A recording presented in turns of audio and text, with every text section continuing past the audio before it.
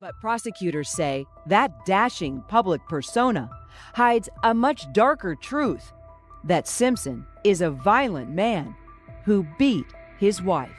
That O.J. Simpson has died. Of course, he was wildly known as a professional football player for years. Sydney Brooke Simpson has broken her silence after 3 decades. She has officially confirmed what was once kept absolutely secret. On the night her mother was murdered, she saw something that made everything irreversible. This is the word of the only survivor in that house. After O.J. Simpson's death, Sydney did not shy away. That's right, George. We have breaking news for our viewers in the West. O.J. Simpson has died at the age of 76. She made a final statement, ending all the controversy about the relationship between her and the father who divided the whole country because of a sentence. What Sydney said not only shed light on a horrifying truth, but also closed the door on a bloody and silent history. I'll let the girl. This is AC. I have OJ in the car. I'm coming up the freeway. Certain that OJ is in the passenger seat. Mr. Simpson is a wanted murder suspect. After O.J. Simpson's death in April 2024, she officially admitted that what happened inside the Brentwood home in 1994 was not just a crime for her. June 13, 1994. Los Angeles police arrived to a crime scene at Bundy Drive in upscale Brentwood. They find no witnesses, no murder weapon, just 2 victims. In an internal conversation recorded and released after the funeral, Sydney declared, "I don't remember everything, but I know I saw something that no one wants to admit." It was a direct statement that ended any question about whether she was aware of anything the night her mother, Nicole Brown Simpson, was murdered. She spoke clearly about the night of June 12, 1994. "I heard heavy footsteps across the floor, a crash, a scream, then there was a long silence." In a personal statement filed with a private legal agency in 2024, Sydney detailed her memory of a large male figure standing in the doorway to the backyard with blood on his hands. She later identified the figure as O.J. Simpson, she said.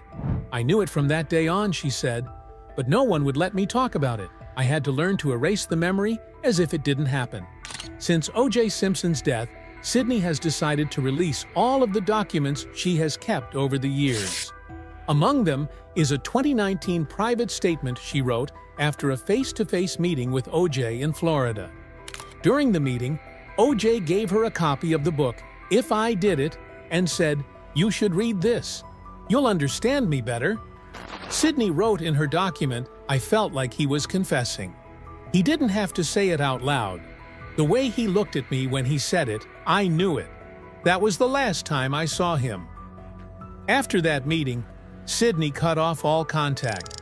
That same year, she sent a private letter to the Goldman family attorney saying, "I don't want an apology. I just want the truth to be acknowledged in whatever way possible." Those words were later included in legal documents documenting Sydney's refusal to inherit any part of O.J.'s estate. In late 2023, Sydney made a single trip to Las Vegas where O.J. was undergoing treatment for terminal cancer. The trip lasted less than an hour. According to a transcript of her conversation with the aide who was present at the time, Sydney made it clear, "I didn't come to forgive him. I came to let him know that I still remember." The aide confirmed that O.J. was unresponsive, only shedding tears. Sydney left shortly after saying the final words, "I am no longer your daughter." After O.J.'s death, in an internal estate settlement document filed in May 2024, it was confirmed that Sydney had disowned all remaining assets, including undisclosed joint investments. In an accompanying statement, she wrote, "I cannot accept anything that has my mother's blood on it. Whether it is legal or not, it is morally wrong." The period from 1989 to 1994 was a period of constant turmoil for the family of O.J. Simpson and Nicole Brown Simpson. According to Los Angeles Police Department administrative records, the authorities responded to at least 9 domestic violence incidents at the couple's residence. Of these, the New Year's Eve 1989 incident was noted to have obvious signs of injury. and resulted in O.J. Simpson being prosecuted and sentenced to a suspended prison sentence with community service. In 1993, Nicole Brown Simpson filed for divorce. In a civil court filing regarding the custody division, she described O.J.'s relationship with the children as unstable, unmanageable, and emotionally vulnerable. The court accepted the papers in March 1993, and the final ruling granted primary custody to the mother, with the father initially granted supervised visitation on a scheduled basis. School records from Brentwood Elementary School in the 1993-1994 school year show that Sydney had 3 unexplained suspensions, later determined to be for psychological reasons, including anxiety and negative reactions to loud noises.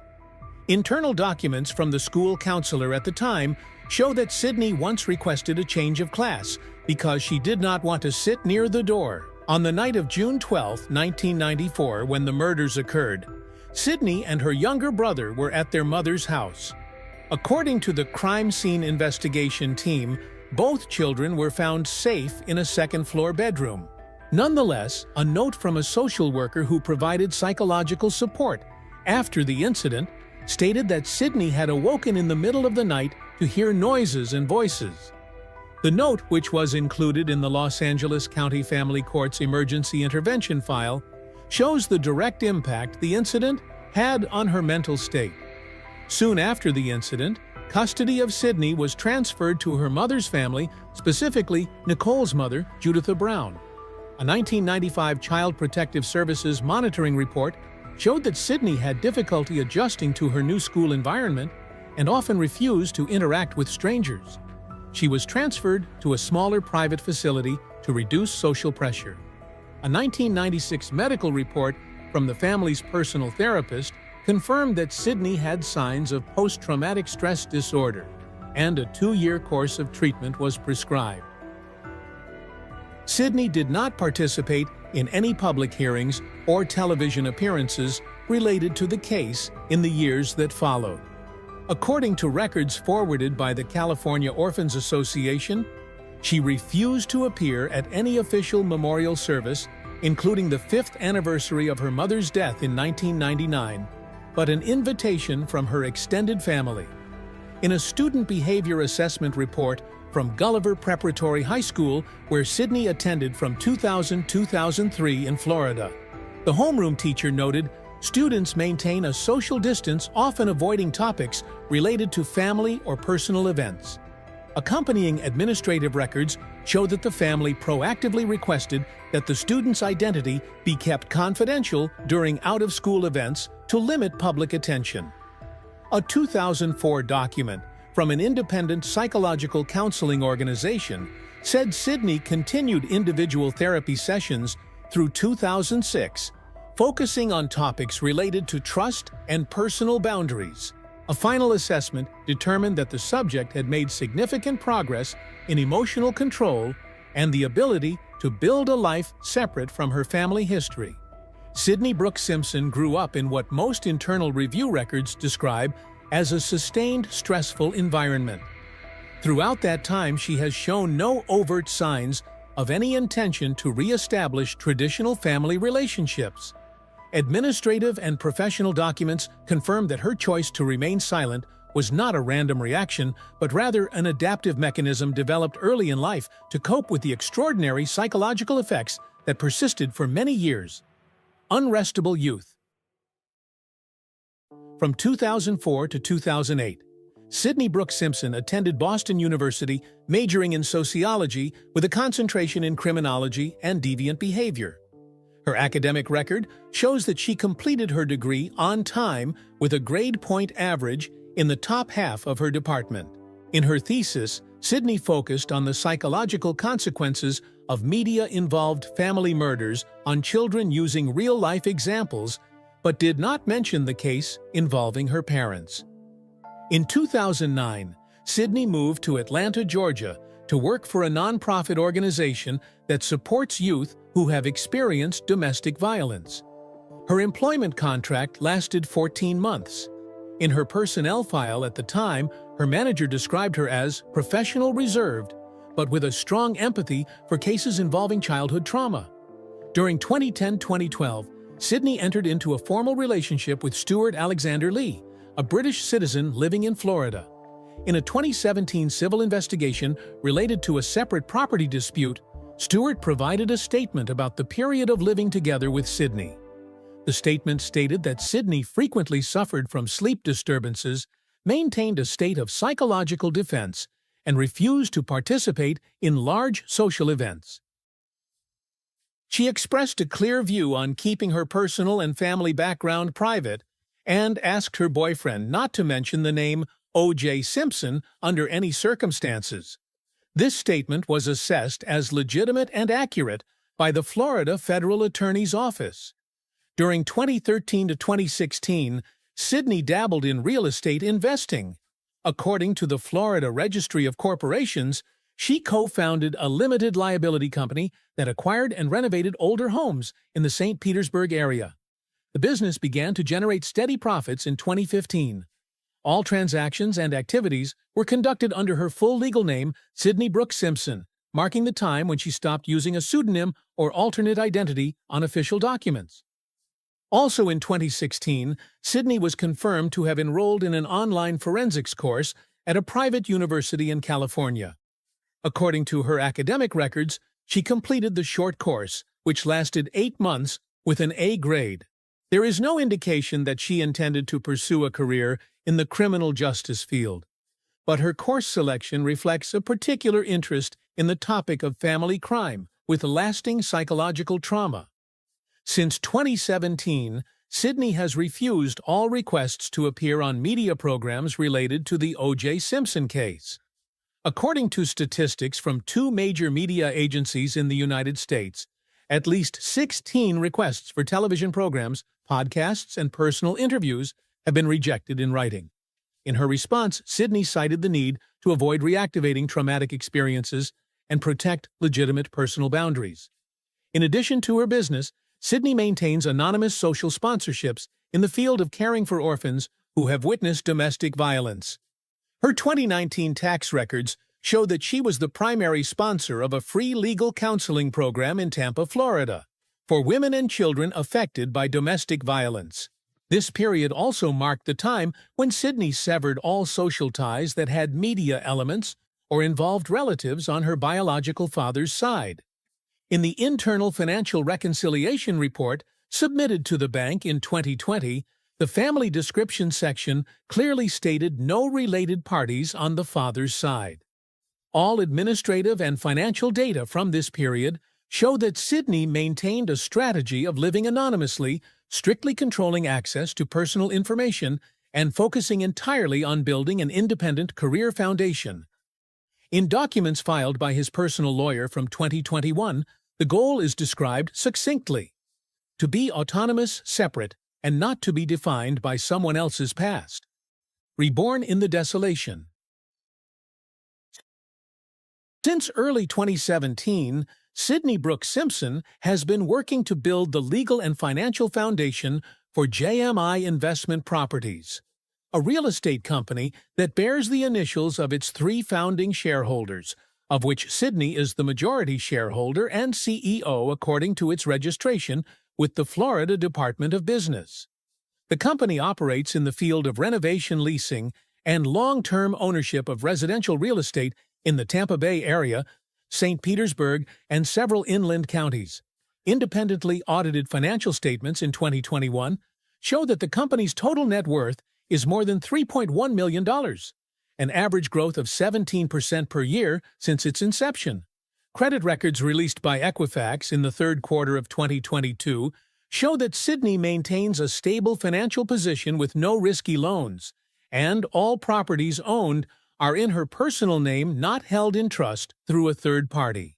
The majority of the properties in her portfolio are long-term rentals, small complexes and townhouses that are being exploited at optimal levels of utilization. Outside of business, Sydney officially registered her marriage in Pinellas County, Florida, in 2020 to a non-media partner. Her birth certificate, verified by the Florida Office of Civil Records, shows that her first daughter was born in 2021 and is named after her late biological mother's middle name.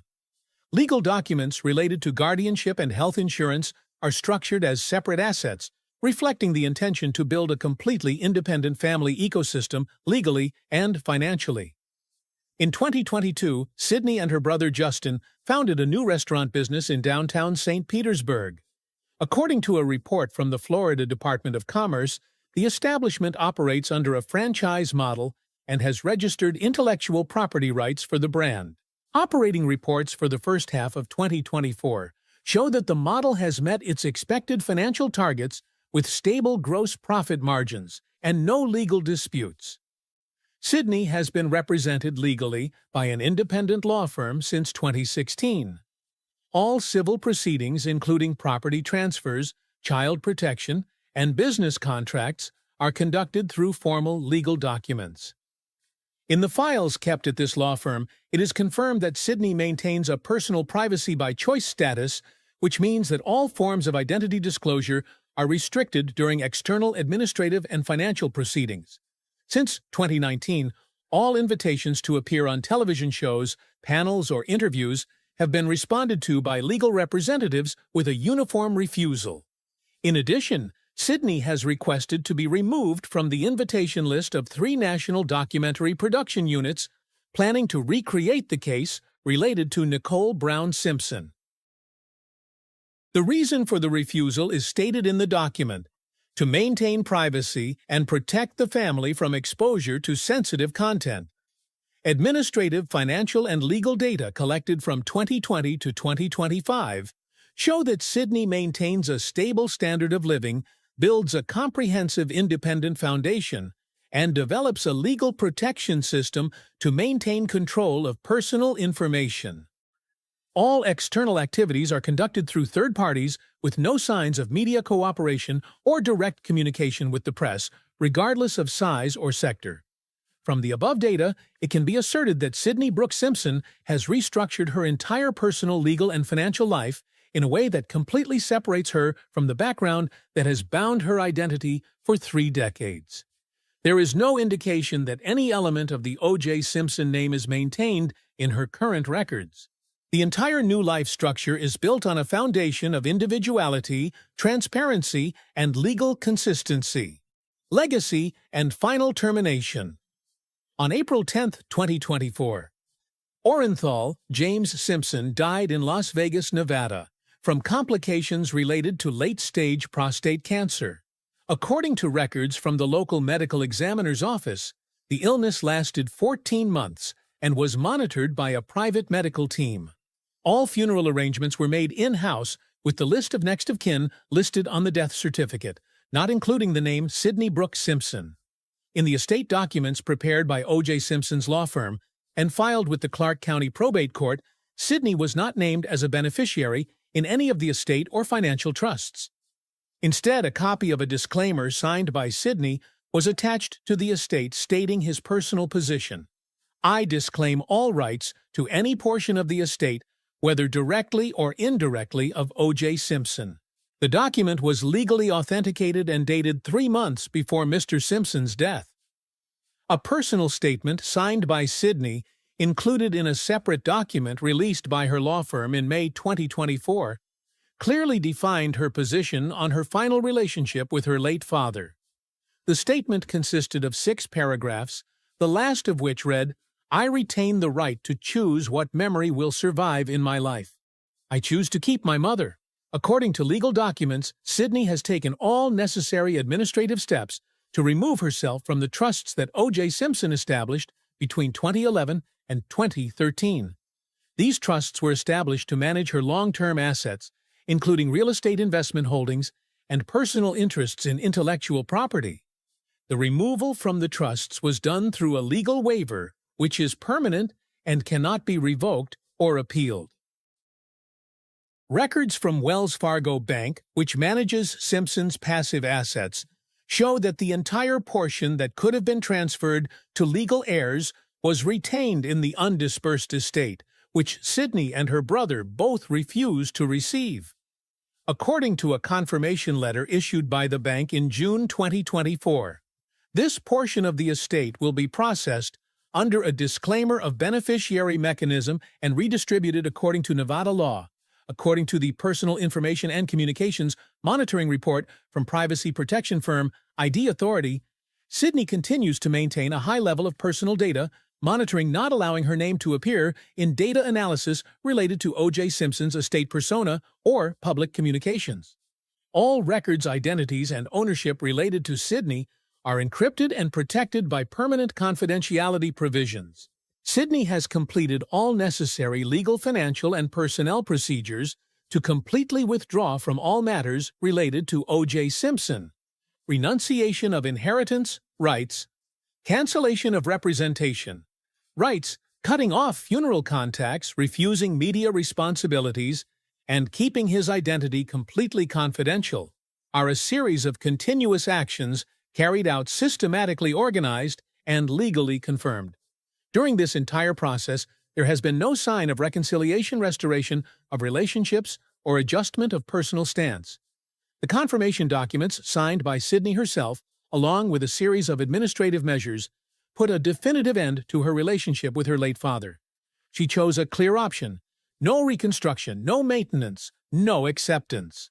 This was not a knee-jerk reaction, but the result of a long process of awareness, analysis, and action carried out in accordance with legal standards and personal ethics.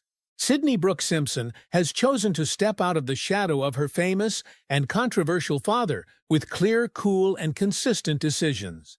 What she has confirmed, past and present, not only closes a painful chapter in her personal history, but also affirms an important thing: some truths cannot be buried forever.